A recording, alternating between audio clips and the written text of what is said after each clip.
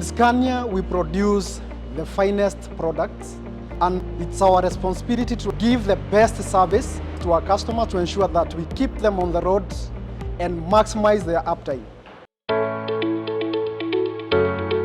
My name is Henry Masharia Manasseh, Workshop Manager, Nairobi. Welcome to our workshop. My role as Workshop Manager here is to oversight the processes. I keep our customers satisfied and bringing the synergy and the team spirit in the workshop to ensure that my team is geared up to serving our customers. We have a package of services that we offer to our customers, from contract to regular maintenance. We have warranty, accident repairs, brake roller testing, and we also do alignment. Besides that, we also do fleet management to track the customer units and ensure that they are operating optimally, and we also give driver training. The importance of regular service is to ensure that we avert preventable breakdowns, and we minimize customer operational costs. Within the organization, we have end-to-end process. Basically what happens is that when the vehicle checks in, it's normally received at the reception area by the security, and then after that, my service advisor normally goes to the vehicle. They take the complaints from the driver and book them. My role as a foreman is to ensure that, one, we have a very quality job.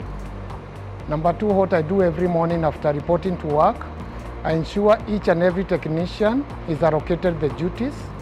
We do the booking on the system. Number two, I ensure the technician has all the requirements. That is number one, tools. If there are parts needed, I have to make sure the parts are given on time. Vehicle health check, it's the first step that is carried out by a technician once they are handed over the work order. They are supposed to take 18 minutes to walk around the vehicle from head to tail to ensure that they can pick any other thing that was not reported by the customer. They will compile them and issue a report through the foreman. The foreman then hands over this report to the service advisor, and we seek approval from the customer to address the additional jobs that have been identified. Every task is measured. So whenever we tell our customer that a certain operation is going to take this amount of time, we ensure that we keep the promise. We have what we call standard times. For example, for small service, it's 3 hours. So I book that particular technician for 3 hours. And once they are through, they hand over the work order to the foreman, who signs off the work order. After the service is done, it's my role again to go back to the truck, ensure that we have what we call quality check. If it's a 13-inch torque, it's done properly, the vehicle is clean, and also ensure that the working area is totally clean. We have flexible and periodical maintenance for our customers. Flexible maintenance is a tailor-made option depending on the operating conditions of our customers. But periodical maintenance kicks in where we want our customer to operate for a longer uninterrupted period of time without downtimes. So our service intervals for periodical maintenance is at 45,000 kilometers. Safety is key aspect for the wellness and the welfare of the technicians and every other person who is within the organization.